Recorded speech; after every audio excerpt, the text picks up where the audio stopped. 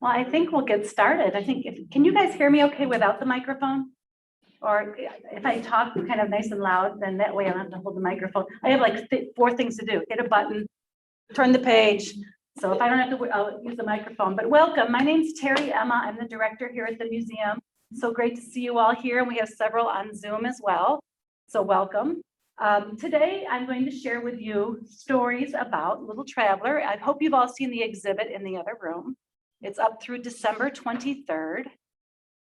And if you haven't, please go in afterward and take a look. But let me get this going for, there we go. And I do expect Mike Simon in at some point, but maybe he'll come in late. But so most of our celebration of the 100th anniversary of Little Traveler, we've created this feature exhibit, we've written a book, we've done lots of programs throughout the time, but most of the time we're focused on Kate Raftery, the founder, because after all, if it wasn't for Kate, we wouldn't have Little Traveler. So then I kind of thought, well, you know, maybe we need to do our due diligence and look into the other owners and maybe focus on some of their stories. So today, I'm going to talk about after Kate's death in 1953. Here is the almanac page that gives a loving memory to Mrs. Edmund Raftery in 1953. There were just 3 other owners since then: Julia Clark Stephen Kraft, Fred Harvey Company, and the Simon family who currently own it today. So those are the ones I'm going to focus on today, with little hints of Kate in the story as well. But I thought it would be interesting to talk about the time span. I was kind of just sitting there thinking about it myself. I thought, well, let's first start with that. So you've got Kate and Edmund Raftery, who started the business in 1922, and there's Mike, through 1953 upon her death. So they owned the business for 31 years. And then Julia Stephen Kraft will come along, and she owns it from 1953 to 1963, so 10 years. And then the Fred Harvey Company owns it from 1963 to 1971, so just 8 years. And then look at the Simon family. You've got it from 1971 to the present day, so 51 years and counting. So the Simons have actually owned it the longest of all of the owners that have been around. And then we'll kind of talk about each one of the owners and give you a brief overview of how they end up taking ownership, and then also how those companies kind of came to be, and because they are pretty big deals when you start looking at their stories. So we'll start first with Julia Clark. Julia Clark was born in 1897, and she grew up on a farm in a log cabin near Wayne, Illinois. She attended Ellis Business College in Elgin. She worked as an office manager in a business there in Elgin, and in 1919, she marries Leslie Stephen, and they lived on a farm. That's what she was used to. That's how she grew up. So that's what she lived on a farm and enjoyed that. But she realized that farm life was not going to really bring in a lot of money. And she was kind of looking at the finances, and she thought, well, I want to do something that's going to bring in some more money for our family. So she was actually very good at making fudge and candy. So one of her girlfriends said to her, well, why don't you start making fudge out of your house and bring in some extra money? And she thought, well, that sounds like a cool idea. So she did. And she had her first order from the friend that suggested she should do this business, and she sent candy to Iowa. So she's already fulfilling orders from the time that her friend suggests this. So then what did Julia do, being the strong woman that she is, and she wanted to be successful and bring in even more? She found a woman who owned a bakery in Wheaton and who offered to sell her candy for $1 per pound. And she only took 10 cents for the sales effort. So Julia thought, well, that's a pretty good deal. I'll start making more candy and I'll bring it over to her. And it's kind of funny when you read through the whole story, she was making it out of her kitchen in a cabin. So she has no ways of keeping things fresh. She realizes that she suffers all these changes, and how are we going to keep this fudge tasting good 10 days from now when I take it to sell? So she has a lot of trials and tribulations when she first starts. And then she decides to divorce Leslie.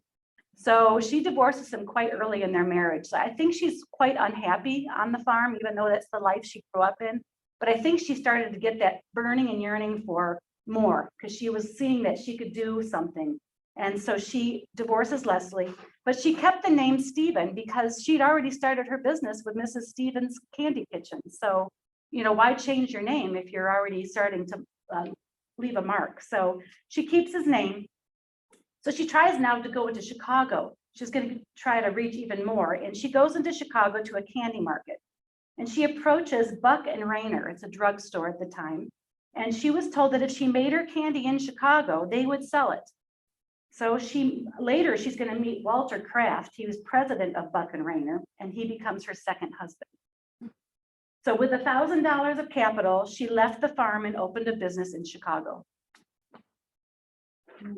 She developed a 3-pound package that sold for $1. She got an order for 1,000 packages that same day. Her 3-pound box for $1 made it possible during the Depression for people with marginal incomes to purchase high-quality box of chocolates. Her candy eventually sold through 22 retail stores and 800 outlets across the country.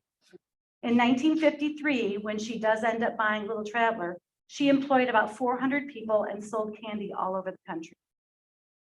So she definitely had great aspirations for herself, and she succeeded.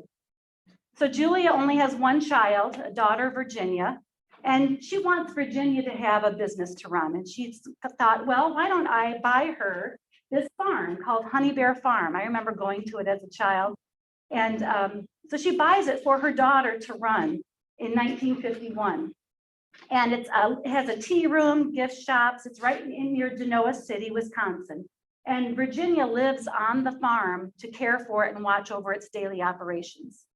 So Honey Bear Farm was just an hour north of Chicago and offered a restaurant with country cooking along Powers Lake. It had gift shops, casual wear and clothing, candy, of course, home baked goods, decorative accessories, and Christmas decor. It was really quite the place. And I know my dad loved taking us there. So I looked up Julia. She was very hard to research because there aren't very many records of her. Although I did find several census records in the 1930s and 40s, and she's listed as living in Elmhurst and also River Forest, along with governesses and maids listed in the directory. So she did quite well. Her love of farming, though, still kind of conjured up in her mind. So she, rather than live on the farms, though, she owned several farms. So she owns Honey Bear Farm, as I told you. Then she owns 3 other farms in the area. And I found this to be very interesting.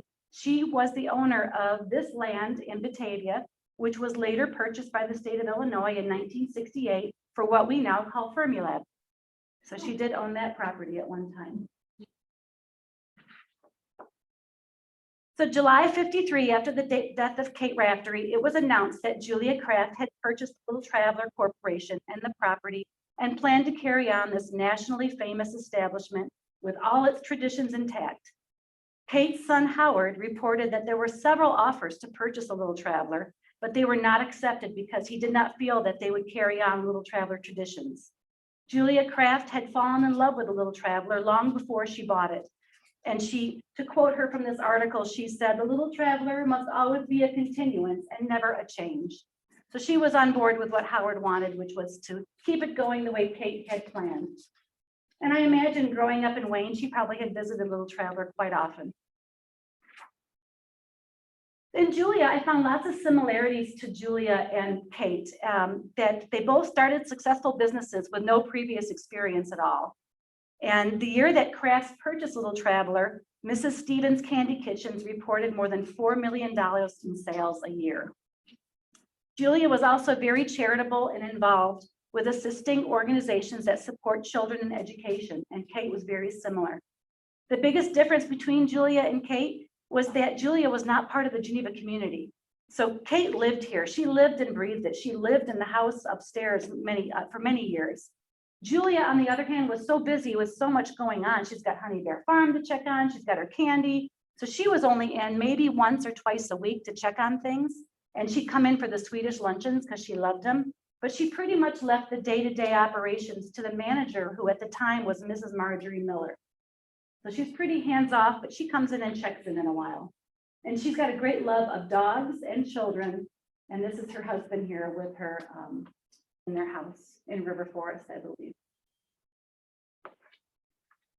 So in 1956, Julia sells her candy company and was listed in Fortune magazine as one of the 30 most outstanding businesswomen in the United States. Under Julia Kraft's ownership, the Little Traveler continued to receive great free press, just like Kate did, from all around. This is the Minneapolis Star. It wrote, "The Little Traveler must be voted one of the most attractive and novel establishments in the country. The Little Traveler defies description." So she's pretty much keeping the continuity of getting the recognition for Little Traveler and keeping it going. And here in the Chicago Tribune advertised a free advertisement for her. The top one, they mentioned that it's a great, perfect place for a motor trek and a stop at the Little Traveler. In May of 1957, the delectable luncheons are advertised as one your neighbor might serve you. And in 1962, Christmas wouldn't be Christmas without a day at the Little Traveler. And just as Kate was covered in Women's Wear Daily, so was Julia. Here, Women's Wear Daily wrote about the Traveler, and they said, Little Traveler developed a smaller store pattern to be both educated and imitated. This shop entices, intrigues, charms, and above all, sells in such a gracious manner that the customer nearly always comes back, getting all this great press for her business. And locally here, I found many times, thankfully now you can search the Geneva Republican. We should do a program just on that so we can share. And thanks to Nancy Bell, who's in here, getting the next section of the Geneva Republican to be searchable. You would have helped a lot. So Nancy and Pat, thank you both for your hard work. But this, so right now you can only search up to 1959. So I was able to do a lot of research. After that, I was on my own. You have to read the paper. So anyway, here are my hits early on. So Geneva really credited the Little Traveler for making the tax reports larger for Geneva than the surrounding communities. So in 1956, it was reported that Geneva's sales tax yield had a big edge on surrounding towns. And part of this is due to specialty shops like the Little Traveler. And in 1957, again, Geneva collects over $6,000 in December, which was much larger than neighboring towns, and again credits outstanding attractions such as the Little Traveler. And then I thought it was interesting to see, we all know the Little Traveler Almanac, and we've seen it through Kate's era. And I thought, let's see how the almanac changes through these other owners. So while Julia is there, I noticed a trend. So Kate had developed a friendship and hired William Mullis, the artist, to create artwork and to create Little Traveler almanacs back in 1942. Well, during Julia Craft's ownership, the Little Traveler almanac newsletters were designed mostly by other artists. There were only a few William Mullis designs, and I thought, well, what's going on? Because I know William Mullis works there up until his death into the 80s. Well, I looked up, William Mullis was traveling during that time. He was in Japan, he was in Morocco, and he was in other countries doing great work, artwork. So Julia had to find other artists to do the almanac. So this 1954 summer article on the left was done by Catherine Smith, who was a friend of Julia Craft from Oak Park. Just got her to do the artwork for the cover. And then on the right, this 1957 spring almanac was designed by Victoria Hudson Huntley. And she was a well-known lithographer who lived in the Fabian Villa while her husband worked at Riverbank Labs. And she's got a great story that we feature in our art program. But so that I thought that was very interesting to see. Mullis does come in and do several of them, but during that span, he's so busy traveling that a lot of them are done by other people. So 1959 is not a very good year for Julia. Her husband Walter died in January after a long illness. And then tragedy. In August, her only child, Virginia, was found dead in her bedroom at Honey Bear Farm. And the cause was questionably carbon monoxide poisoning. She was only 39 years old and had just returned from her honeymoon with her husband, Francis Dorr, just a few weeks before. So it gets even sketchier. Like if you really get into this, we could do a podcast, I think. So the bedroom was on the second floor over the garage. And cars were found running in the garage, and the electric eye or the electric cord garage door had been cut. There were talks of possible suicide. Sorry, I'm blocking that a little bit. And Julia Craft told the police that she was a little nervous. She'd just gotten a phone call from Virginia that she told her mother that things are bothering me and things just don't seem right. So she was going to seek the help of a counselor. And that's what they talked about. But in the end, they ruled it not murder. But if you really read into this, it's very interesting.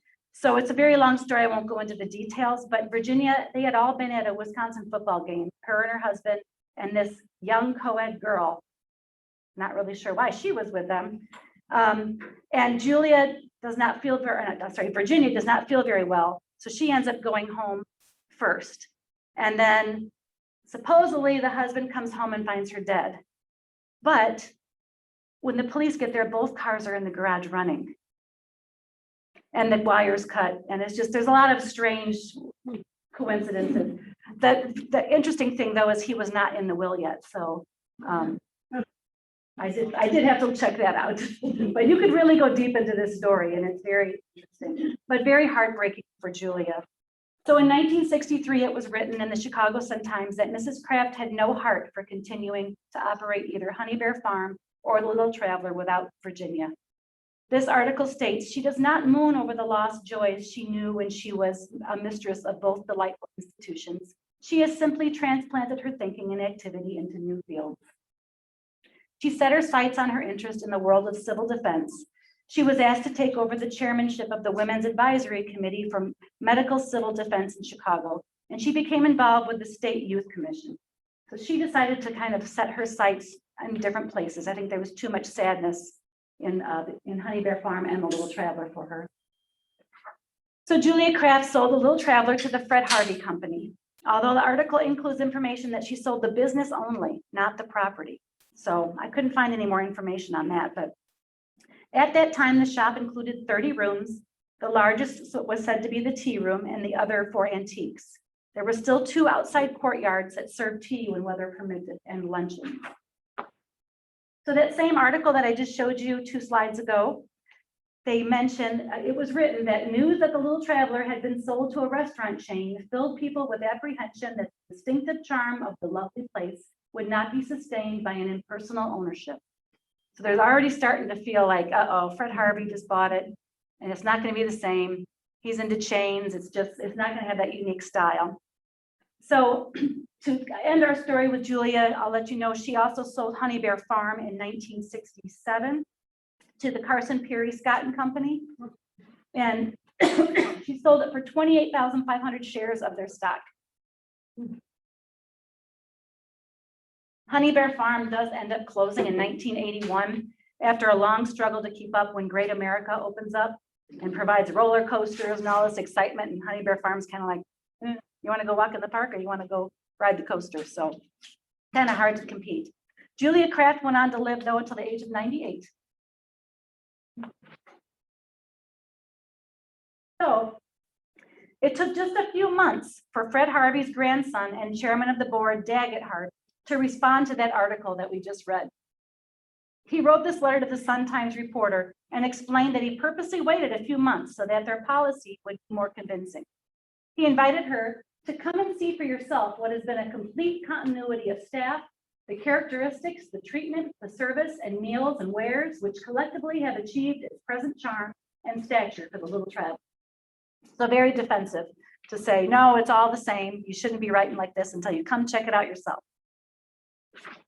So let me tell you a little bit about Fred Harvey. It all started in 1876 during travels by a young English immigrant named Fred Harvey. He noticed that there was a need to serve good food in welcoming environments to those traveling by rail. So he opened a small restaurant at a train depot in Topeka, Kansas. It was the start of what became an empire of hotels, shops, and eating establishments from the Great Lakes to the Pacific coast. He believed in giving delicious food with great service, with linens and silverware at reasonable prices. All the items could be prepared and served quickly with a smile for travelers on a tight schedule. Fred Harvey is credited with creating the first restaurant chain in the United States.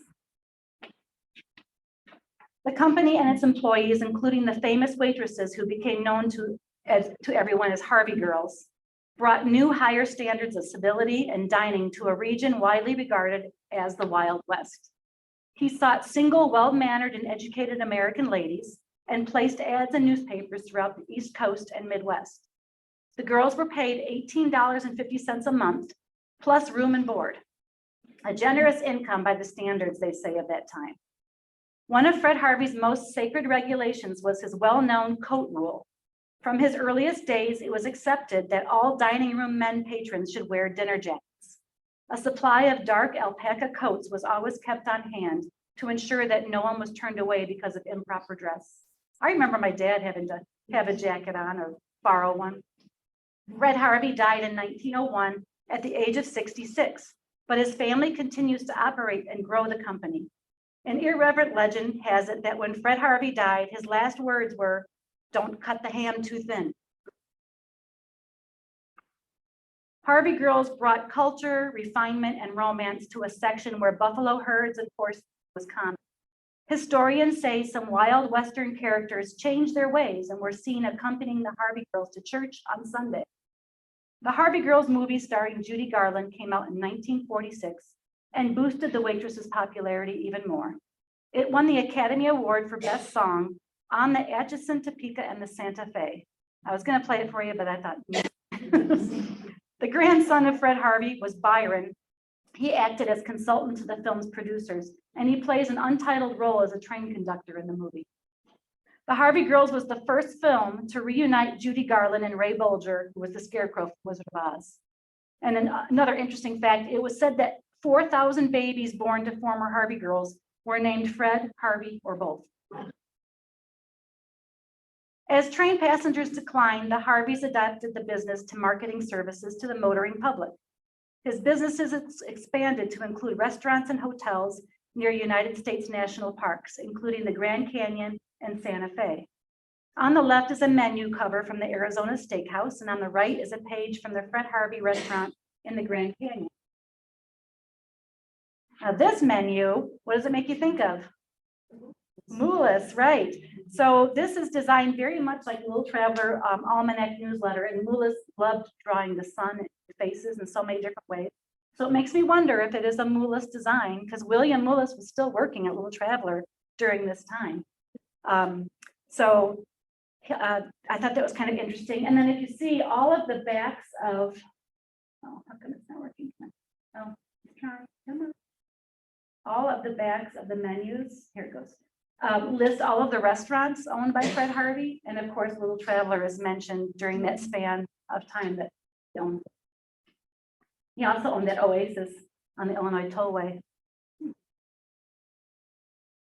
The Little Traveler was featured several times in the Fred Harvey Hospitality, which is a magazine for and about the men and women of Fred Harvey. This is the July-August 1964 issue, with the Little Traveler employees Dagmar Anderson and Bess Wenmuth assisting a customer with a flea market during Swedish days on the Fulton Street side of the shop. Then inside that same issue, I thought it was really interesting to see people that we know talking about Swedish days. Top is Victor Erde Jr., president of the Chamber of Commerce, with Adeline Abram. She was the only female member of the Chamber of Commerce and the Little Traveler manager at the time. Richard Davis, mayor of Geneva at the time, and Homer Hanlon, secretary of the chamber, right at the steps of Little Traveler. And the three girls dressed in the Swedish costumes are Barbara Pitts. The first initial is M. Wooglis, if anyone knows her first name. Wogulis, Wooglis, and Barbara Ott. And then bottom right there is a small photo of the outdoor courtyard, which is now the Atrium Cafe. There are staff members planning the flea market. And in the picture is Ingeborg Hawkinson, who managed the kitchen for so many years. And then there was still, this was like a big spread in here. This is still the inside of that magazine. And this features, there's Tilly Anderson up upper left, and she's 35 years of service, Little Traveler. She's double checking the table before the lunch. And then the kitchen staff preparing dishes such as rice pudding. Reuben Nelson is on the right there. He's head of the shipping department for 20 years. And on the bottom is the flea market going on. Then the next year in 1965, another small little blurb about Little Traveler, and that is about the Swedish days. And this is Ben Wenland, or I'm sorry, Mrs. Ben Wenland. Of course, I don't give her first name, and Joanne Mayer modeling Swedish costumes. And this magazine actually announced the death of Fred Harvey's grandson, Byron Harvey. And this is when Fred Harvey Company became part of a conglomerate called AmFat Company. So they start making changes at this time in 1965 that are going to affect their ownership of Little Traveler. But again, in 1969, I wanted to share this. This was interesting. Fred Harvey had started this on-the-job training, management training. So this was to give the candidates an overall understanding of all the Fred Harvey operations and procedures, and to evaluate if they had management potential.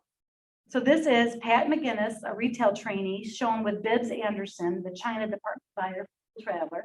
And she's going through training, and she spent several weeks at Little Traveler. And then I love this, a picture of her walking out outside, little traveler, after her day of work. So the Almanac newsletters during Fred Harvey's reign, pretty much all William Mullis again. So pretty much look the same, very interesting colors, even get a little bit more bold with some pinks and some yellows and some foils. This is 1964 summer on the left and 1966 Christmas on the right.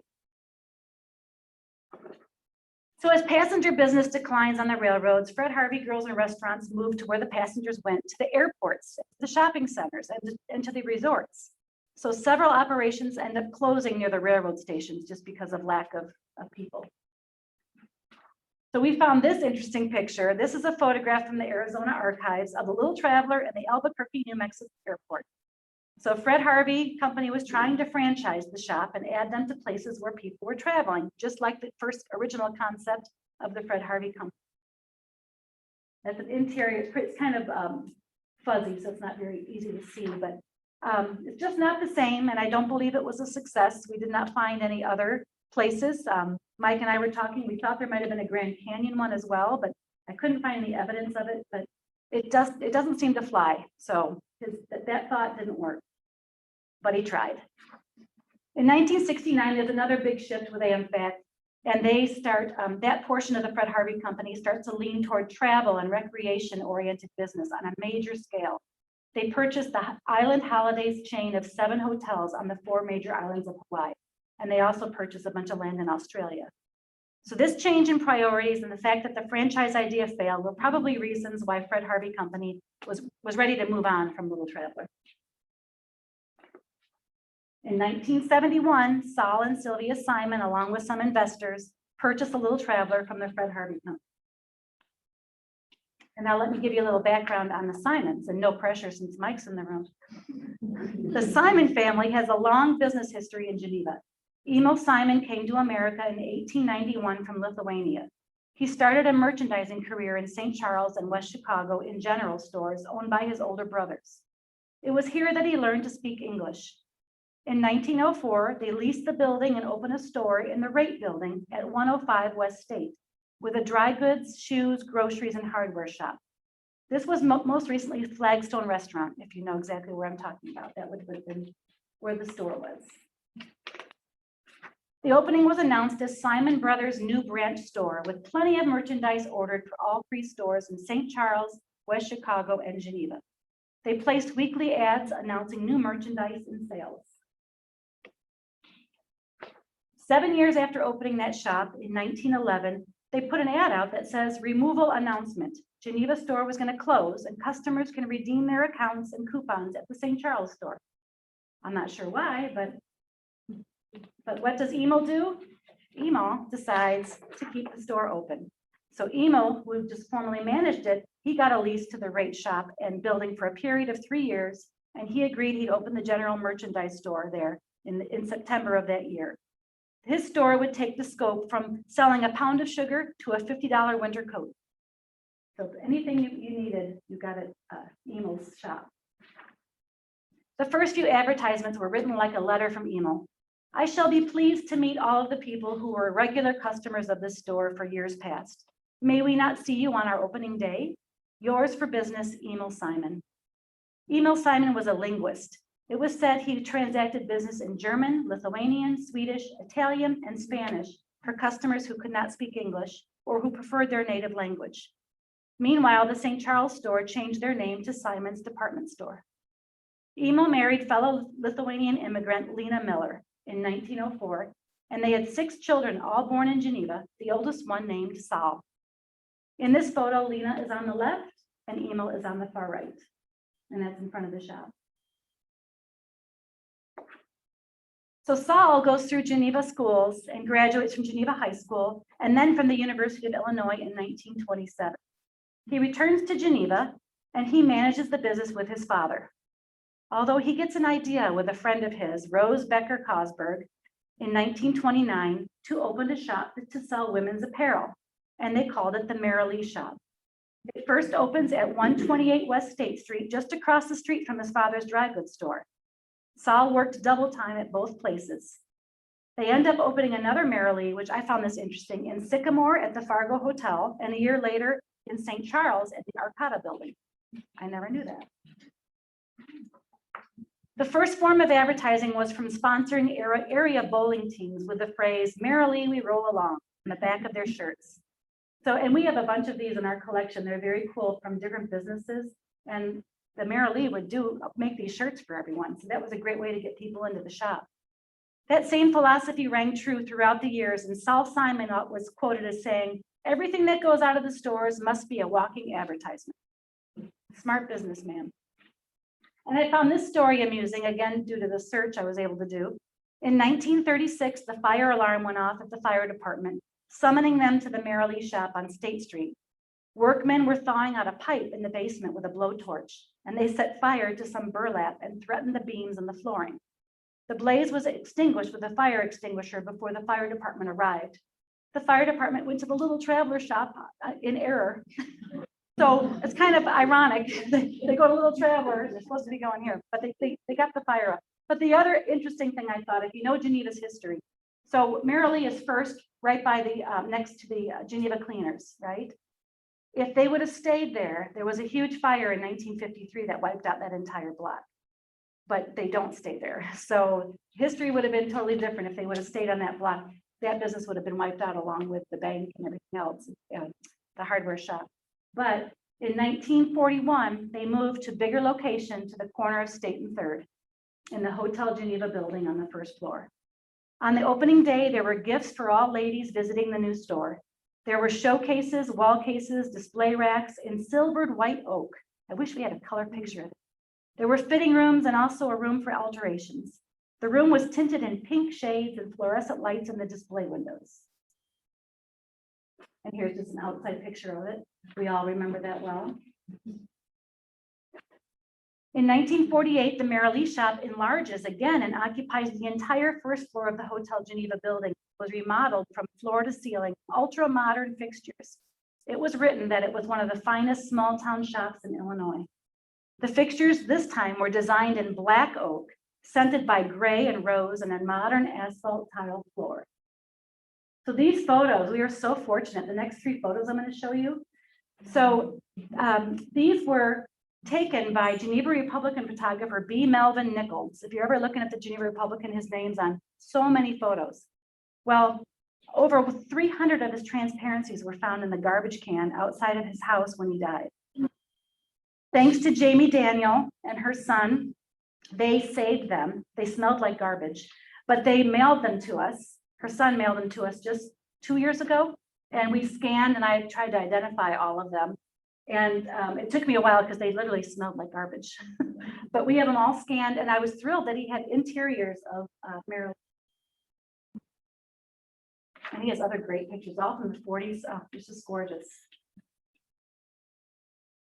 So Emil Simon passed away in 1951. Saul was already busy managing the Merrily shops and going back and forth to the dry good business.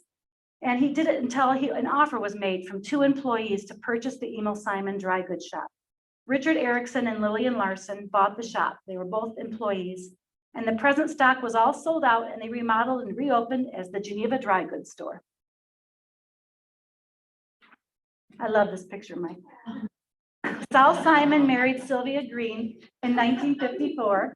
And guess who that little guy is? Sylvia had been a buyer at Peck & Peck in New York. Her high fashion sense and ability to sell were the perfect combination with Saul's business background to grow a successful business in Geneva. Saul and Sylvia had one child together, their son, Michael Simon, who learned the business at his father's knee. As a young boy, he started sweeping, emptied wastebaskets, and washed windows for his parents. He loved being at the store. Over the decades, the Simons enlarged their women's fashion business down the block of South 3rd Street. In 1963, the half-size shop opened. Petticoat Lane in 1964 with lingerie. 1970, breeches, etc.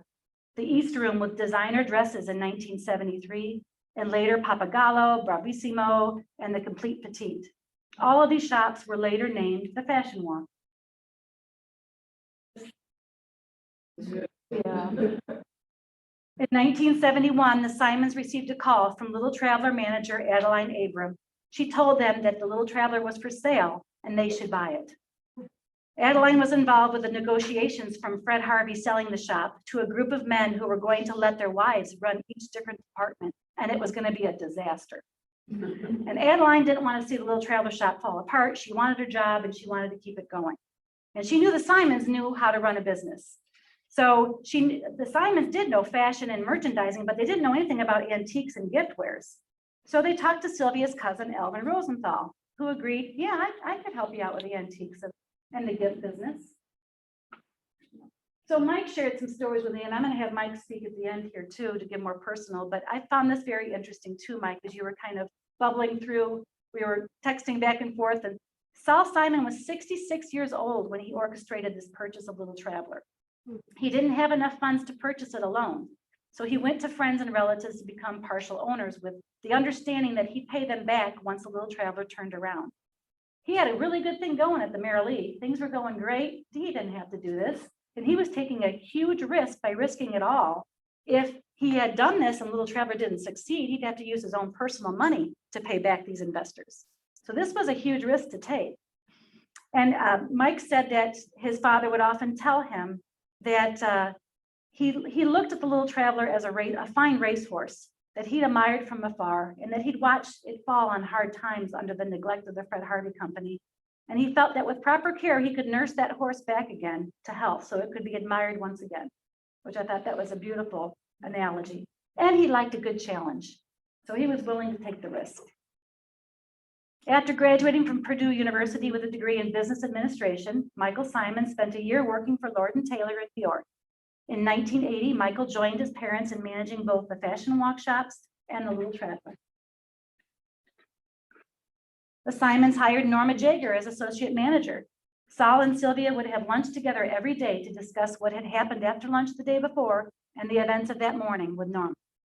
Together, they would walk through each department and keep an eye on the business. So they were definitely hands-on owners compared to the last two. And let's look at the almanac with the Simons ownership. So they continue on with Moulis design, of course, up until Moulis passes away in 1989. So then they kind of do a change in the 90s to go to what we're more familiar with today, which is the full 8.5 by 11 sheet folded over.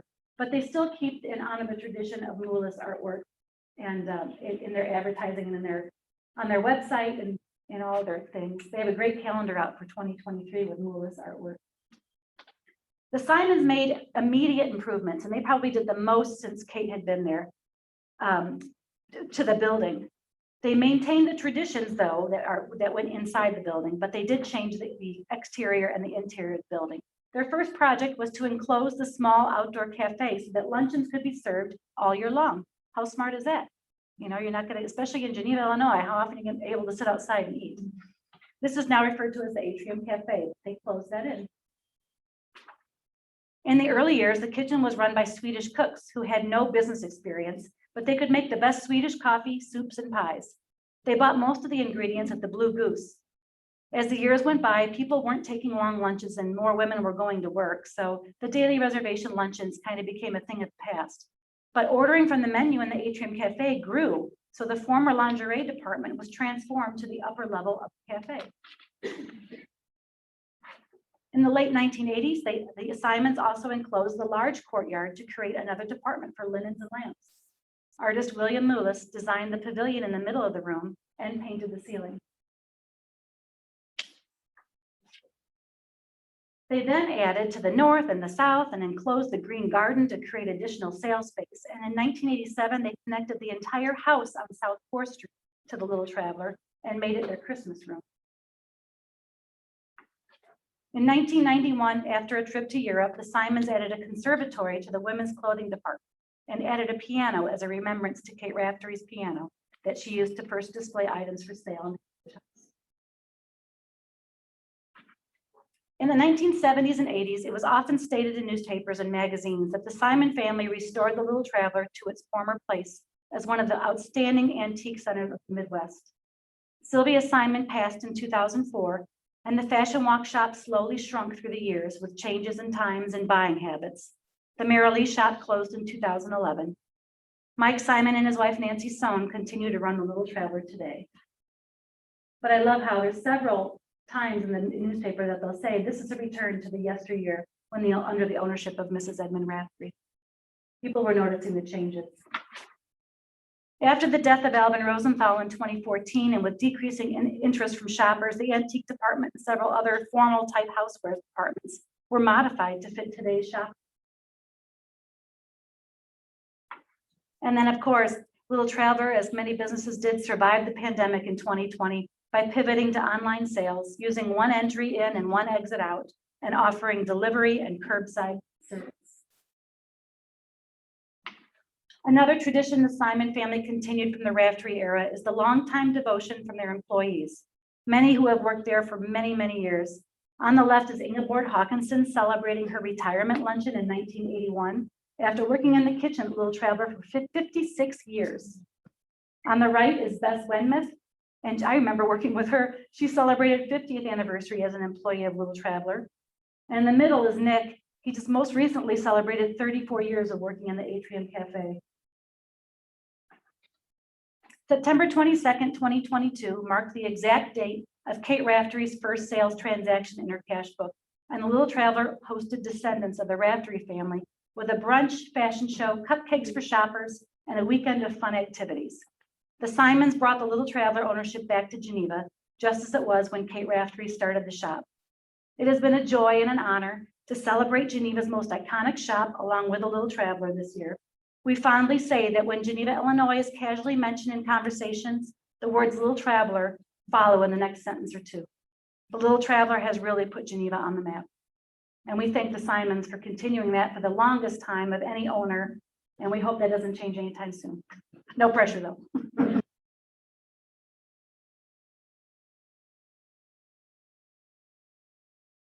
So Mike, Heidi, would you mind hitting the lights? Mike, if you don't mind coming up here so people on Zoom would be able to hear or see you, if you'd like to say a few things.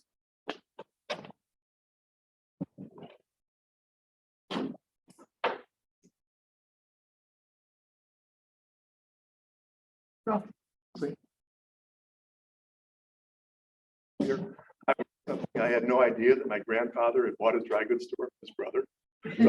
So thank you for that.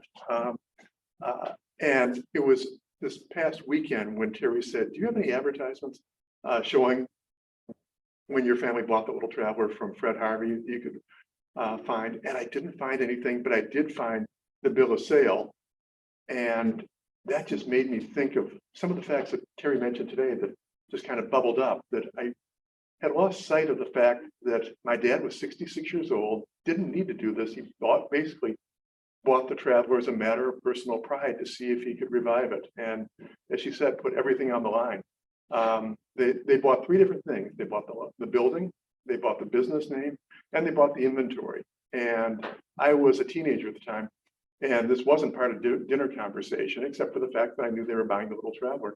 But I didn't think of the financial implications until about a year later, when the sale had been consummated and they were going through the stock one night, and they came home, and my mom was really upset because she said, we bought this inventory with the idea that we'd be able to sell it at a profit, but most of the inventory was old inventory that had been stuffed in cabinets and drawers that had never been closed out. So what they bought was, on the theory that you take $10,000 and try to turn it into a profit of $20,000. What they ended up doing was take the inventory that they had planned to use to finance the expansion of the business and closing it out and starting from scratch. So the challenges just mounted from there. But they obviously did an amazing job of turning it around and rebuilding it, and we're all the beneficiaries of it today.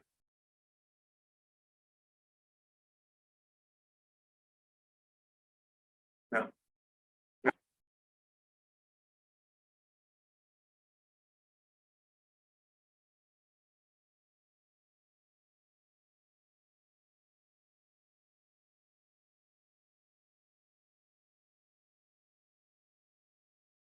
71.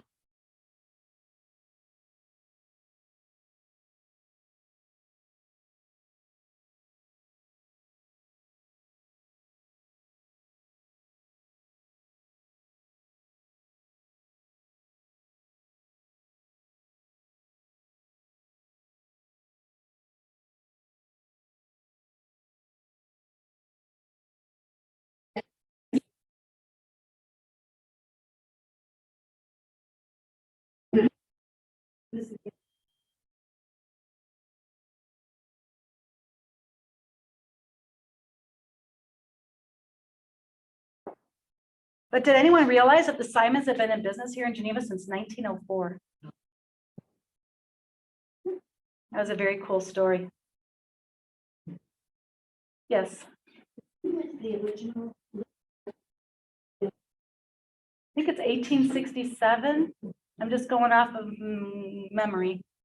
I think that's correct, but the exhibit was something like that, yeah. Polly Patton Clark had it built for her house. And she's related to George Patton's sister at the Patton House. It's huge. 18 was the.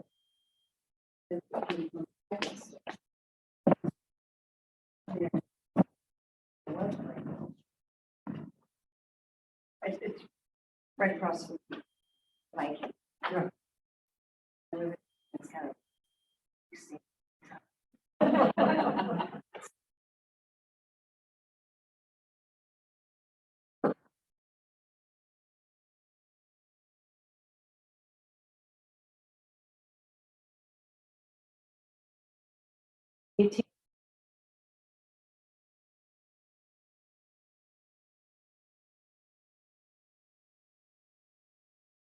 So the winner is Anne Marie Smith.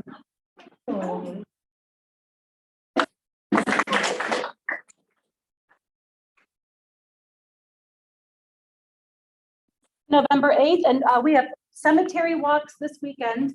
We have West Side at 2, Oak Hill at 11, and then Ghost Walks October 29th, 2, 4, 6, and 8.